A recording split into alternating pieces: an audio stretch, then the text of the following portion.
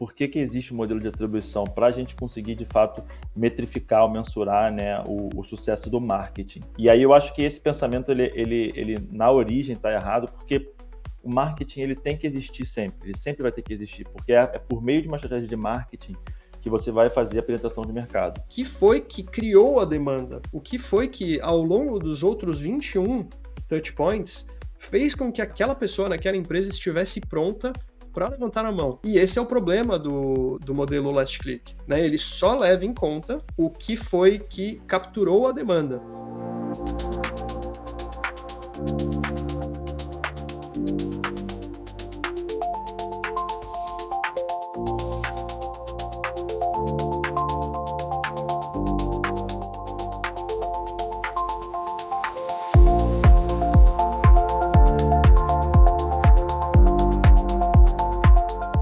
Olá, eu sou Gabriel Barbosa, este é o B2B Insiders, o melhor podcast de marketing B2B do Brasil. Estou aqui com o Davi Costa Lima, meu parceiro no crime aqui no B2B Insiders, e vamos ter um episódio hoje sobre atribuição. Davi, se quiser se apresentar brevemente, e aí eu vou dar uma introduzida aqui no tema do episódio. Fala pessoal, tudo bom?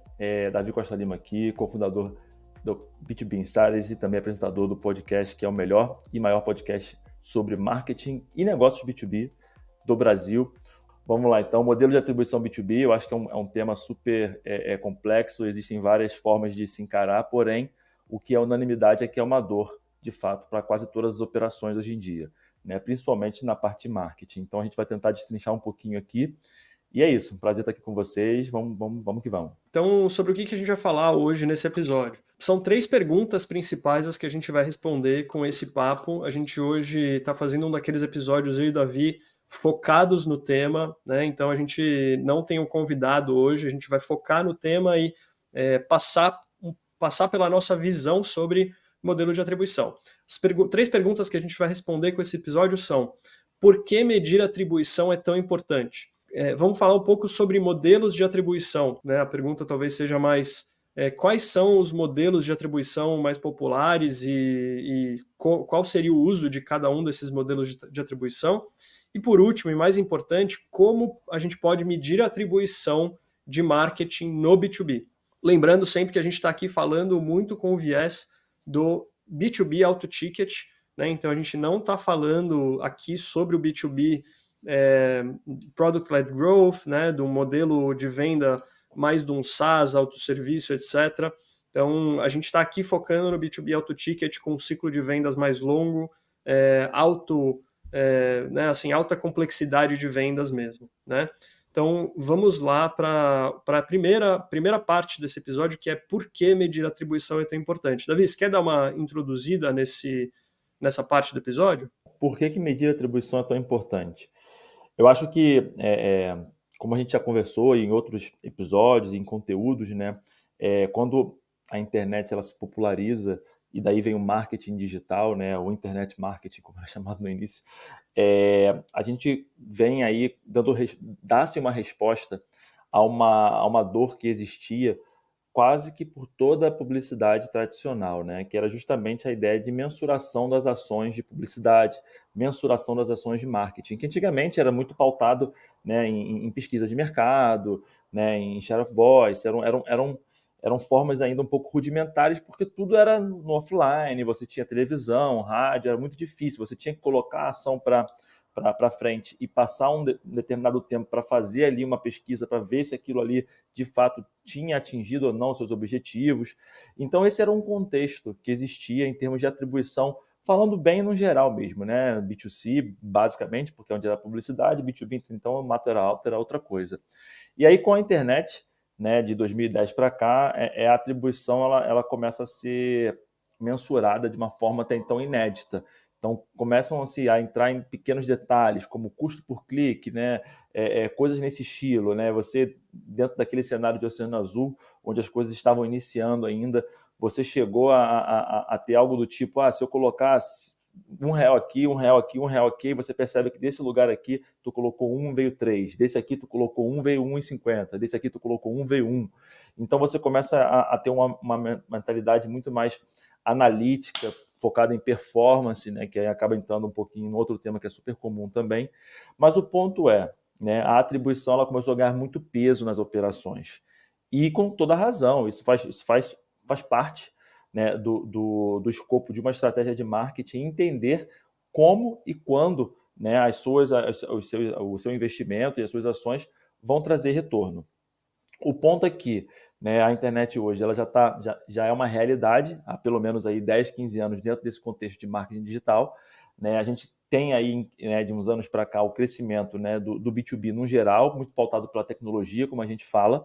Né, e aí a gente está criando alguns cenários que são inéditos. Né? Então a gente tem hoje comitês de compra que são de várias pessoas envolvidas, você tem hoje vários devices, você não está todo mundo centralizado no seu desktop, então você tem vários elementos que foram adicionados nessa breve história recente que deixam a atribuição muito mais difícil de ser feita, porém ela ainda existe como um desafio, sendo você do marketing tendo que comprovar isso, seja internamente para os seus times, para os seus pares, ou até mesmo para uma liderança e tudo mais. Então, a atribuição ela é importante, a atribuição ela é um desafio, só que ela não é tão simples como se imaginava 10, 15 anos atrás. Então, hoje é uma pedra no sapato de muitos marqueteiros, principalmente aqueles que estão nesse contexto B2B, e é um pouquinho sobre isso que a gente vai falar hoje. Eu acho que também tem o componente de comprovar a efetividade do trabalho de marketing no ponto de vista de estou numa operação em que marketing trabalha para gerar negócios, marketing trabalha para gerar oportunidades de negócios para o time de vendas fechar, né? Seja via inbound, seja via outbound, né? E aí depois a gente vai falar um pouquinho disso, mas, né, que aí é como você vai fazer a captura dessa demanda, né? Mas marketing está aqui para gerar demanda. Como que eu estou comprovando que o trabalho de marketing está sendo efetivo? Atribuição é uma das respostas, né? Mas a maior questão é se você tiver a mentalidade de meio marketing contra vendas, em algum sentido, que muitas empresas acabam tendo isso. Mas isso aqui foi trabalho de marketing ou foi trabalho de vendas? E tem empresas que têm essa mentalidade e usam a atribuição para tentar trazer a resposta de isso aqui foi trabalho de venda, isso aqui foi trabalho de marketing. E isso aqui foi trabalho de marketing, então a atribuição dessa venda ou a atribuição dessa oportunidade deve ser feita para marketing. Aí é um grande perigo, porque, primeiro, por uma série de questões você vai ter dificuldade de dizer qual foi aquele touch point, qual foi aquela ação que de fato criou essa oportunidade. Porque você tem, né, assim, a gente tem várias fontes diferentes, mas tem um estudo da Gartner que diz que são 22 touch points numa venda de alto ticket, uma venda complexa, até que você de fato chegue à venda, né? Então, de todos esses 22 touchpoints, e aí a gente vai falar daqui a pouco sobre modelos, mas qual foi o touchpoint que de fato foi aquele que gerou a oportunidade? Qual foi o peso de cada touchpoint? Então tem todo esse nível de complexidade que vários modelos de atribuição acabaram criando e tentando resolver estes problemas, que no final as pessoas acabaram, de certa forma, entendendo que esse é o caminho, porque aqui eu tenho dados que me trazem essas respostas. Isso acaba que, por algumas razões, é limitado, e aí você vai tentar responder essas coisas e vai tentar usar esses modelos para dizer que isso foi trabalho de marketing, isso foi gerado por marketing. É muito perigoso tentar usar a atribuição para demonstrar efetividade de marketing do ponto de vista de quais foram os canais que geraram essa oportunidade e se essa oportunidade foi ou não gerada por marketing. Então, precisa tomar cuidado com isso, né? Então, só respondendo a primeira pergunta, né, que acho que é um pouco por que a atribuição é importante. A atribuição é importante para demonstrar a efetividade de marketing. Então, assim, é necessário fazer atribuição, mas na nossa visão, a atribuição ela deveria ser feita no nível de programa de marketing, né? O go-to-market está de fato gerando resultado, o go-to-market ele é eficiente, ele é eficaz, ao invés de você tentar olhar para os canais, né? Então, essa visão mais de canal, ela foi trazida por conta dos modelos de atribuição, que é agora essa segunda parte do episódio, que a gente vai explicar um pouco esses diferentes modelos e vai dizer um pouco a nossa visão sobre esses diferentes modelos. Boa. E até trazendo um complemento, Gabriel, antes de a gente partir, eu acho que isso é um grande perigo a gente pensar dessa forma, tipo, por que existe um modelo de atribuição? Para a gente conseguir, de fato, metrificar ou mensurar, né, o sucesso do marketing. E aí eu acho que esse pensamento, ele na origem está errado, porque o marketing ele tem que existir sempre, ele sempre vai ter que existir, porque é por meio de uma estratégia de marketing que você vai fazer a penetração de mercado. E é por meio de uma estratégia de penetração de mercado, né, por meio de uma estratégia de geração de demanda que visa a penetração de mercado, né, que é uma atribuição em nível operacional e estratégico do marketing, que você vai, de fato, e fazer a penetração de mercado, que é o que vai trazer receita, que é o objetivo da empresa. Né? E aí, dentro da sua estratégia de penetração de mercado, você tem várias estratégias que você pode utilizar. Tem estratégias de criação de demanda e estratégias de captura de demanda. E, eventualmente, também de conversão de demanda. E aí, a mensuração, ou melhor, a atribuição, ela tem que ser nesse nível. Tipo assim, cara, na nossa estratégia de geração de demanda, o que está funcionando e o que não está. Né? Então, é menos sobre, né, o papel do marketing. O marketing ele vai ter que existir sempre.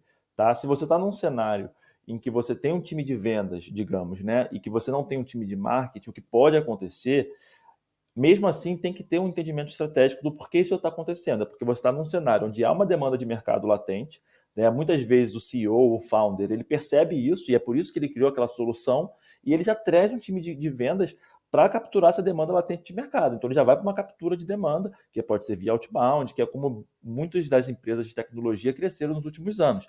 Então, às vezes, o time de marketing, de vendas pode vir antes do time de marketing, mas é porque você já tinha ali uma demanda de mercado a ser capturada e você então traz um time de vendas para fazer isso.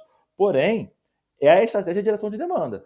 Em algum momento, pode ser que vai bater no teto, como vem acontecendo atualmente, e aí justamente tem um problema de penetração de mercado. Então, como é que a gente vai fazer agora para criar demanda? E aí, meio que fica, então, tem que ser o marketing. Não, tudo isso faz parte do marketing, inclusive a parte de captura e conversão de demanda, que na prática, né, ali na ponta operacional tática, é guiada pelo time de vendas, né, por pessoas que têm skill de vendas. Né? Então, acho que o modelo de atribuição ele é muito mais para a gente entender o que funciona dentro da nossa estratégia, né? E nós, em conjunto, marketing, vendas, pensar como que a gente pode, a partir desses modelos de atribuições, né, e suas limitações, de fato, melhorar a nossa operação e potencializar nossos resultados. Né? Então, acho que é legal já ter isso, porque para mim não tem essa de marketing e vendas, sabe? Ou marketing e vendas estão juntos, né? Ou existe algum momento favorável de mercado que pode fazer com que um outbound frio, né, dê certo. Mas, cara, tem que ter um entendimento estratégico. Isso aqui só está acontecendo porque a gente tem uma demanda latente de mercado, porque talvez o nosso produto seja um produto realmente muito bom, que vai direto na dor, mas não necessariamente a gente está, enfim, fazendo a máquina girar. Dito isso, para não me alongar muito, vamos então falar um pouquinho dos modelos de atribuição tradicionais, né, e suas limitações no B2B. Vamos lá, acho que o modelo que talvez seja o mais conhecido e acabou que talvez tenha sido mais popular ao longo de muito tempo é o modelo do last click, né? Que no final assim, eu tenho, vamos sempre se basear nesse 22 touch points porque, né, só porque eu já trouxe esse dado, tem outros estudos que trazem 25, etc e tal, mas só a título de exemplo, né? Então, de todos esses 22 touch points, o último clique foi no anúncio do Facebook. E aí eu consegui metrificar isso por causa da URL parametrizada, então é o mais, digamos, fácil de medir. Foi aquela URL parametrizada, eu nem sei quais foram os outros todos 22 touchpoints, mas aquele foi o que trouxe um lead inbound, por exemplo. Então nossos anúncios do Facebook estão funcionando. Ótimo. Esse anúncio funcionou para trazer um lead inbound. Vamos dizer que foi uma levantada de mão, né? Ótimo. É um lead e é um lead qualificado dentro do seu ICP, etc. e tal.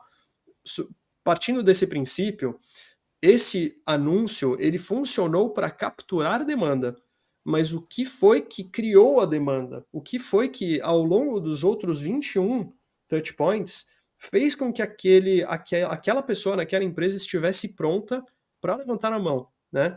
E esse é o problema do modelo Last Click, né? Ele só leva em conta o que foi que capturou a demanda, que é excelente. Como o Davi, e é por isso que do ponto que o Davi trouxe é tão importante. A gente precisa entender o que está criando demanda, o que está funcionando para captura de demanda e o que está funcionando para conversão de demanda. O mais difícil é criação e captura, né? Então o Last Click ele é ótimo para mensurar a efetividade da captura inbound, né? Diga-se de passagem. Então, mas ele acaba sendo ineficiente para entender a criação de demanda.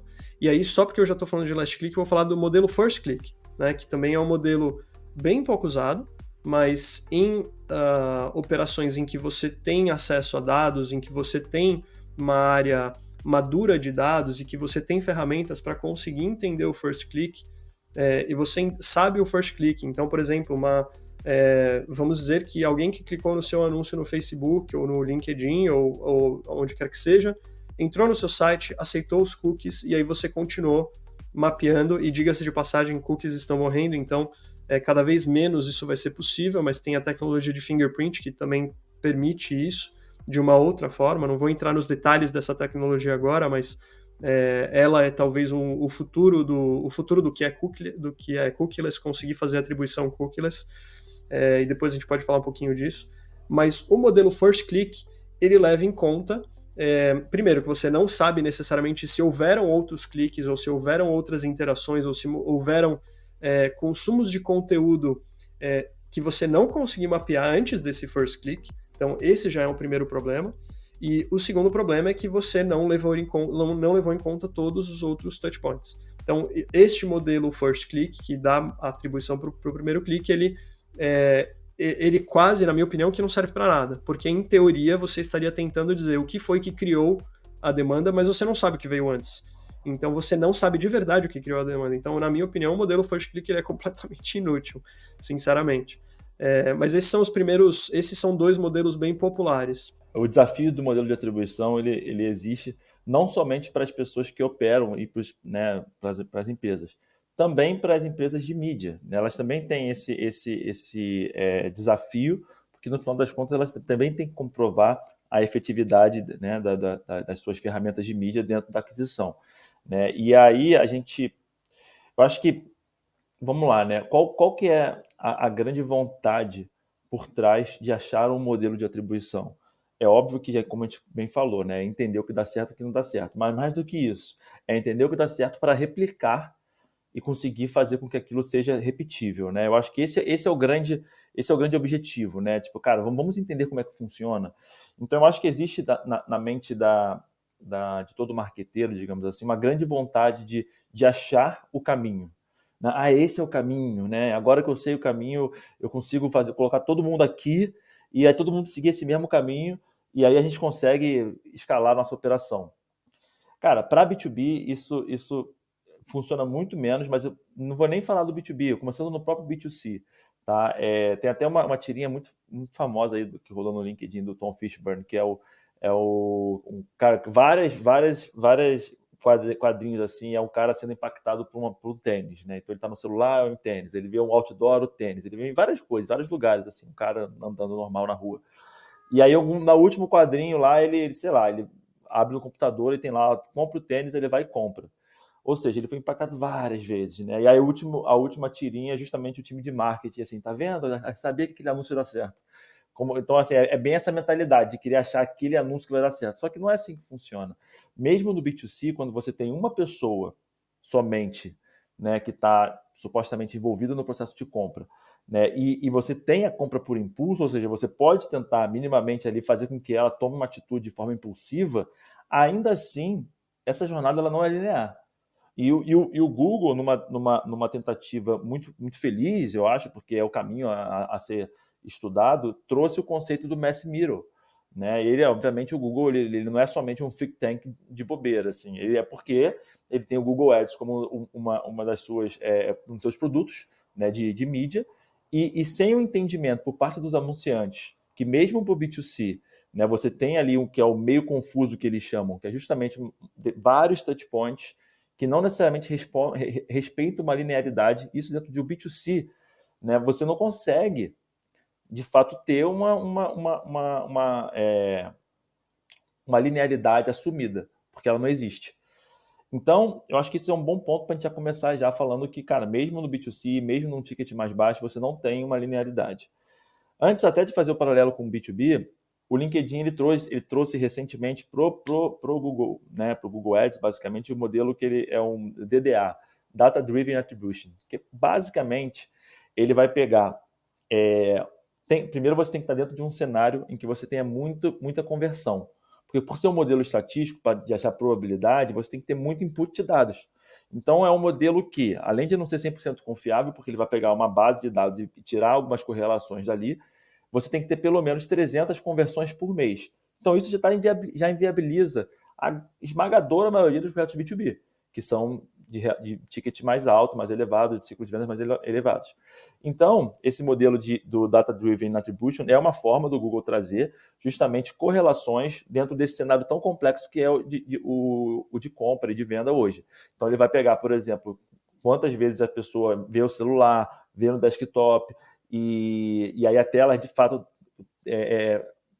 fazer o clique que vai, de fato, resultar numa compra. Isso tudo falando no conceito de B2C, ticket mais baixo. Né? Então, o Google, quando você tem uma operação que você tem muitos dados sendo gerados, né? Mais de 300 conversões por mês, ao mínimo, ele consegue pegar isso e achar correlações. Geralmente a pessoa vê 4 vezes no desktop, 2 vezes no celular, e aí depois ela vai e compra. Então, ele começa, partindo dessa inteligência, né? Desse machine learning, ele começa a moldar a forma que aquelas pessoas veem os anúncios, partindo de uma lógica que aparentemente está embasada por uma série de dados. Isso é o que está acontecendo hoje, provavelmente é o que há de mais moderno dentro de atribuição para B2C, para B2B de low ticket, né, para a compra de low ticket. Só que quando a gente vai para o B2B, e aí naturalmente, né, o ticket ele começa a ser um pouco mais elevado, o ciclo de vendas começa a ser um pouco mais arrastado também, você já não tem, você nunca vai ter tamanho input de dados a ponto de achar tais correlações. Então você realmente não vai conseguir falar, cara, geralmente é assim que funciona. Então essa vontade de querer achar o caminho, cara, vai acontecer isso, para depois acontecer isso, e provavelmente depois vai acontecer isso. Quanto menor é o tamanho de mercado, menor o input de dados, menos esses dados eles vão respeitar uma lógica. Isso, estrategicamente falando. Somado a isso, tem o fato de, no B2B, você não está falando com uma pessoa só. Você está falando com várias pessoas. Né? E essas pessoas que fazem parte de um comitê de compra, elas falam entre si e ainda assim existem dados que a gente não consegue mapear nem traquear, que é o que a gente chama de dark social ou jornada invisível. Então, eu acho que o modelo de atribuição do B2B tem que levar isso em consideração para afirmar que não há como a gente achar caminhos ou jornadas que são repetíveis, né? Porque não é assim que funciona o modelo de compra, de venda do B2B Auto Ticket. Então, acho que, bom, resumindo um pouquinho, falei um pouquinho desse modelo do Google que para o B2C, para um low ticket, acho que hoje é o que há de mais moderno, porém ele tem essa condição de ter o input de dados, e em contrapartida no B2B a gente nunca vai ter tamanho input de dados, ao mesmo tempo você tem várias pessoas envolvidas, então todo esse jogo, ele de fato inviabiliza um modelo de atribuição perfeita para o B2B, o que reforça o que a gente trouxe no início do episódio, que o modelo de atribuição tem que ser em nível de estratégia, tem que ser em nível de criação, captura e conversão de demanda, e não tanto em nível de canais ou em de coisas nesse estilo, tipo last click, first click, porque isso não vai de fato ser algo repetível e que vai fazer sentido dentro de várias operações, várias vendas B2B. O ponto importante aqui é aquela coisa da correlação e causalidade, né? A correlação não implica em causalidade. A maior parte das vezes, esses modelos de atribuição que a gente explicou, eles buscam entregar a causa. Talvez o DDA é o que mais tente buscar quais são as correlações entre cada ponto de contato. Também tem o modelo de atribuição uniforme, né, em que você mapeia todos os pontos de contato e você dá a mesma pontuação para todos os pontos de contato. Mas, de novo, você não conhece, porque, como o Davi estava explicando, né, na jornada invisível, no Dark Social, você não conhece um monte de pontos de contato. Uma pessoa foi num evento e viu de longe o seu stand, viu a sua marca, entendeu, putz, aquela marca faz aquele produto, etc e tal.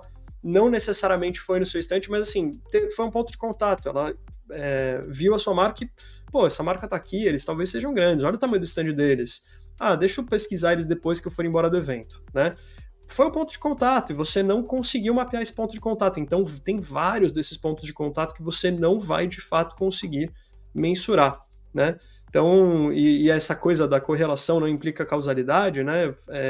Aquela coisa, pô, tem uma sorveteria na esquina, um dia que fez um baita calor, vendeu mais sorvete. Quer dizer que, então, foi por causa do maior calor que a sorveteria vendeu mais sorvete?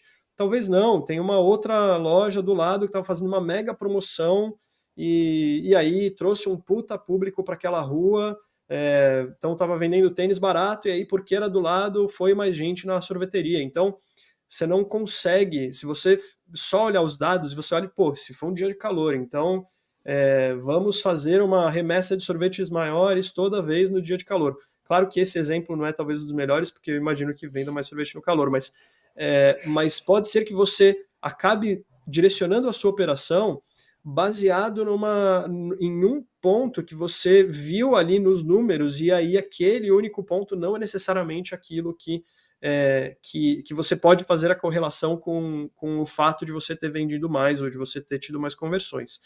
Então, dito isso, vamos agora à resposta de como a gente pode medir a contribuição do marketing no B2B. Né? E como o Davi falou lá no começo, o ponto-chave aqui é como que a gente entende e como que a gente busca entender qual é a efetividade da criação de uma estratégia de criação de demanda, qual é a efetividade de uma estratégia de captura de demanda e a efetividade de uma estratégia de conversão.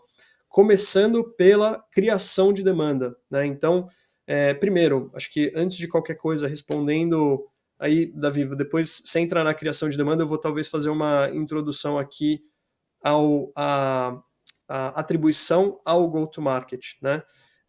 Como eu falei lá no começo, é importante você entender se o go-to-market está funcionando, você entender se a sua estratégia de geração de demanda está funcionando. Então, a primeira coisa é ter isso em mente, é não querer buscar medir os canais e qual é aquele canal que está funcionando. Isso é a primeira coisa.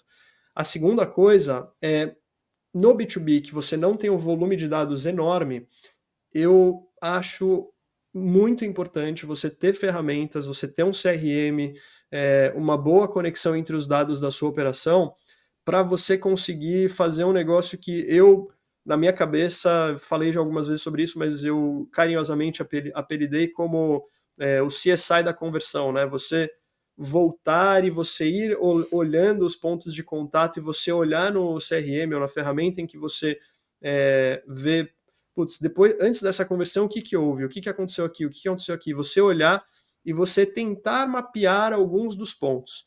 E você não vai fazer isso para você dizer, foi este o ponto de contato que fez isso, aquilo. E isso, porque senão você vai cair na mesma cilada. Você faz isso para você entender um pouco mais, e ao longo do tempo você vai agregando essas histórias das conversões e você começa a entender, pô, aquele canal tinha aquele anúncio é o que está mais capturando demanda. Pô, então aquele anúncio qual que é a mensagem daquele anúncio? E aí você volta para o seu posicionamento. Pô, então, se essa mensagem, que talvez não seja o ponto central do meu posicionamento, ela está gerando mais captura, pô, então isso aqui talvez esteja sendo importante. Então, é um olhar mais estratégico a respeito desses pontos de contato na jornada. E aí um ponto outro super importante que é num formulário de inbound, você ter o campo de autoatribuição. É essencial você ter isso. Isso é a bala de prata? De jeito nenhum. Mas a ideia do campo de autoatribuição é justamente você, às vezes, entender, pô, que acontece com frequência. Quando você implementa a autoatribuição, a primeira coisa que você vê ao longo do primeiro mês, segundo mês, você já começa a ter algumas surpresas. Porque você vê determinado canal capturando demanda, e aí no campo de autoatribuição a pessoa fala, eu conheci a empresa de vocês, né, que a pergunta do autoatribuição é, como você conheceu a gente, ou qualquer coisa parecida com isso. E é comum, por exemplo, se você está fazendo uma estratégia de social selling, uma estratégia de thought leadership, você vê, eu comecei a ver o conteúdo do CEO no LinkedIn, por exemplo, né, se é uma tática que você usa de comunicação.